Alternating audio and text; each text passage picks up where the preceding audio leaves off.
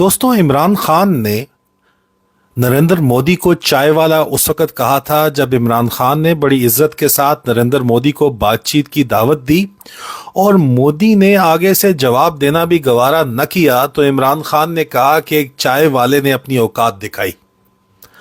अब वही चाय वाला जो है वो पाकिस्तान को अपनी असलियत दिखाते हुए पूरे खित्ते के ऊपर अपने मुल्क का राज कायम करने में तकरीबन कामयाब हो चुका है, जिसमें उसको न सिर्फ अमेरिका की हमायत वाज़े तौर के ऊपर दिखाई देती है बल्कि रूस की हमायत भी उसको इस सिलसिले में मौजूद है। और इस वक्त जो पाकिस्तानी जर्नैलों ने जिन सऊदी शेखों को और बादशाहों और शहजादों को अपना बाप बनाया हुआ है और उन बापों के सर के ऊपर आसिम मुनीर साहब फरमाते हैं कि वो 70-80 बिलियन डॉलर लेके आ जाएंगे, उन बापों ने भी नरेंद्र मोदी को जो है वो पाकिस्तान का बाप मान लिया है।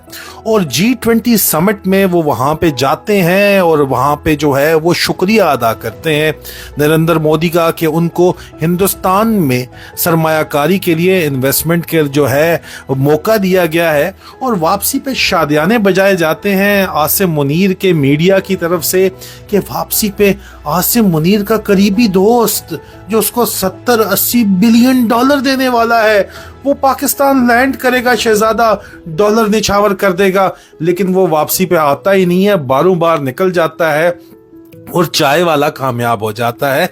सोचना यह कि चाय वाला कामयाब क्यों हुआ। चाय वाला कामयाब इसलिए हुआ क्योंकि इमरान खान जो कि चाय वाला को चाय वाला कहने के बाद पूरी दुनिया के अंदर अपनी धाक बिठा रहा था। हर सफारती महाज के ऊपर भी पाकिस्तान कोविड के बावजूद 6% तरक्की कर रहा था। 24 घंटे पाकिस्तान की फैक्ट्रियां चल रही थी। पाकिस्तान से बाहर तमाम लग्जरी स्टोर्स या नॉर्मल स्टोर्स के अंदर भी आप जहां भी सबसे क्वालिटी प्रोडक्ट लेने और उठाने जाते थे, ज्यादातर फैब्रिक्स की बात हो रही है, ज्यादातर कपड़े की बात हो रही है या फैब्रिक रिलेटेड मटेरियल की बात हो रही है, कंज्यूमर प्रोडक्ट है, आपको कपड़े जो हैं मुसलसल खरीदने पड़ते हैं पहनने के लिए। सबसे क्वालिटी और सबसे उम्दा जो प्रोडक्ट था वो मुसलसल 3 साल मेड इन पाकिस्तान मिलता रहा। वही प्रोडक्ट अब मेड इन बांग्लादेश लिखा हुआ होता है उसके ऊपर, या कोई जरा क्वालिटी आपने लेना है तो मेड इन टर्की लिखा हुआ होता है, लेकिन तमाम प्रोडक्ट मेड इन पाकिस्तान था। अंदाजा आप कर लें। और उस तमाम का तमाम 6% तरक्की को ठप करके अवाम की बिजली के बिल की फिक्र अवाम को डाल के सड़कों पे निकाल के तबाह बर्बाद करके पाकिस्तान का निजाम पाकिस्तान में माओ बहनों बेटियों की इज्जत पामाल करके इस आसिम मुनीर और इसके जर्नैली टोले ने चाय वाले को कामयाब करा दिया। एक तरफ इमरान खान अक़वाम मुत्तहिदा के ऊपर खड़ा होके इस्लामी उम्मा का लीडर बन के हजरत मोहम्मद सल्लल्लाहु अलैहि वसल्लम की शान के कसीदे जो है वो समझा रहा था पूरी दुनिया को, और पूरी दुनिया समझ रही थी कि क्यों हमें जो है वो हजरत मोहम्मद सल्लल्लाहु अलैहि वसल्लम की शान में गुस्ताखी नहीं करनी चाहिए। लेकिन इन जर्नैलों ने, इस जर्नैली टोले ने, बाजवे ने, जो हिंदुस्तान के आगे बिका हुआ था, जो रॉ के एजेंट के तौर के ऊपर वाजे तौर के ऊपर लगता था कि काम कर रहा है, जो गद्दार बना हुआ था, उसने आसिम मुनीर उसी गैंग का हिस्सा था। इन लोगों ने मिल के इमरान खान का तख्ता उल्टा। अमेरिका को कोई भी जो है जरूरत नहीं थी डोनाल्ड लू को खत लिखने की अगर बाजवा और हक्कानी मिल के जो है वो लॉबिंग न करते, जो कि वकास अहमद अमरीकी जर्नलिस्ट ने जो किस्सा खोल के सामने रख दिया है। चाय वाले को कामयाब करवाने में हाथ है पाकिस्तानी जर्नैलों का।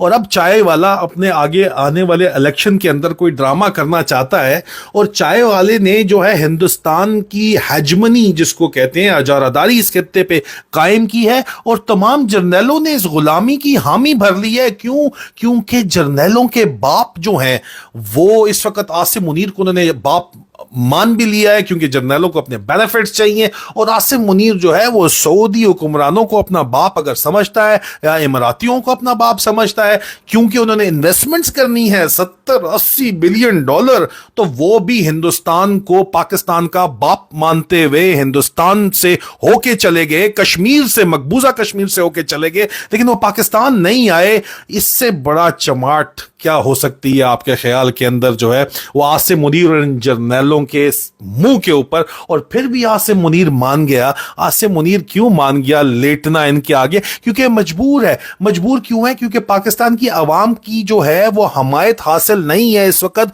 फौजी लीडरशिप को, और वो इसलिए हासिल नहीं है क्योंकि पाकिस्तान की आवाम का मकबूल तरीन लीडर इस वक्त इन्होंने जेल में बंद किया हुआ है, और अब उसको ये पैगाम भेज रहे हैं। जराए का ये दावा है कि सदर आरिफ अलवी अटक जेल में जाके इमरान खान से मिले, और वो मीटिंग, इस मीटिंग से पहले उनकी मीटिंग, एक बहुत ही तवील meeting army chief Asim Munir और DGISI नदीम अंजुम के साथ हुई, जिसमें कुछ और लोग भी बिजनेस कम्युनिटी के मौजूद थे। और वहां पे एक तो इलेक्शन के बारे में तय हुआ कि अब फरवरी में कराया जाएगा।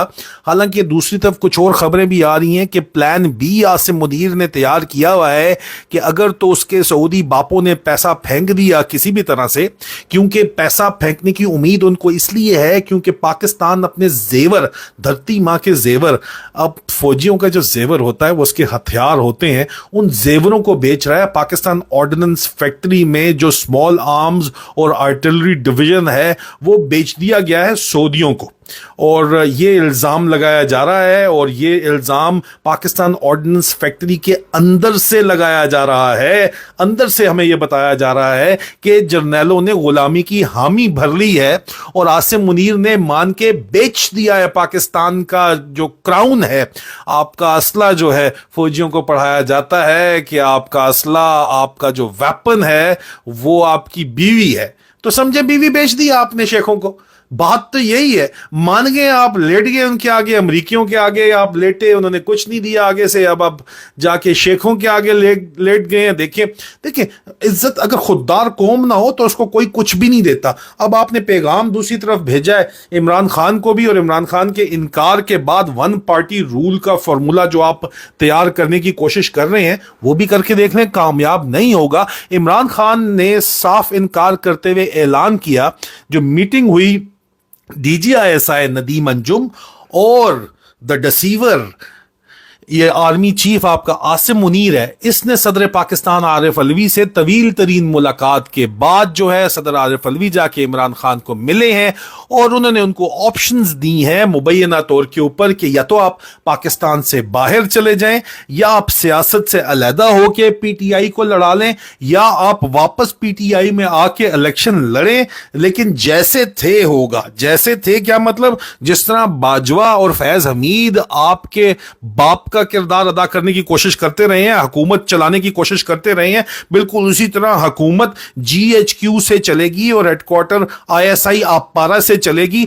आपको दरमियान में कोई एतराज नहीं होगा, आप भी उसी तरह के पपिट रहेंगे, और पहले जो आप हरकतें करते रहे हैं वो भी आप अब नहीं करेंगे। जो भी आप करेंगे आपको सिर्फ और सिर्फ मुल्क की मईशत चलाने का ठेका दिया जाएगा, जो आपको पहले दिया गया था। और आपने जो है हमारी अथॉरिटी के अंदर घुसने की कोशिश की, आपने अपनी मर्जी से DGISI को तब्दील किया। DGISI जो इस वक्त का आर्मी चीफ बन के बैठा हुआ है, इसको आपने इसकी गलती के ऊपर, मासूमों की जान लेने के ऊपर जो है आपने इसको सैक किया था, इसको ओहदे से बर्खास्त किया था। इस तरह की हरकत आप दोबारा किसी सूरत नहीं करेंगे, और अगर आप गारंटी देते हैं कि आप बीबे बच्चे बन के बैठे रहेंगे तो आप वापस हुकूमत में आ जाएं, आप दोबारा वजीर आजम बन जाएं और सिर्फ इकोनॉमी को संभालें, बाकी सब आप हमारे ऊपर छोड़ दें। इसके ऊपर इमरान खान ने ना करते हुए उनको कहा है कि मुझे तुम 8 साल तो क्या, मेरी बाकी जिंदगी भी जेल के अंदर अगर रखो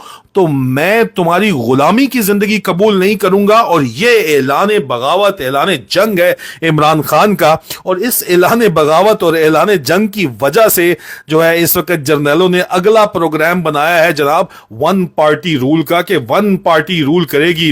इमरान खान ने कहा कि जब से झूठ को झूठ, सच को सच कहने लगा हूं, साथियों में कुछ तन्हा तन्हा रहने लगा हूं।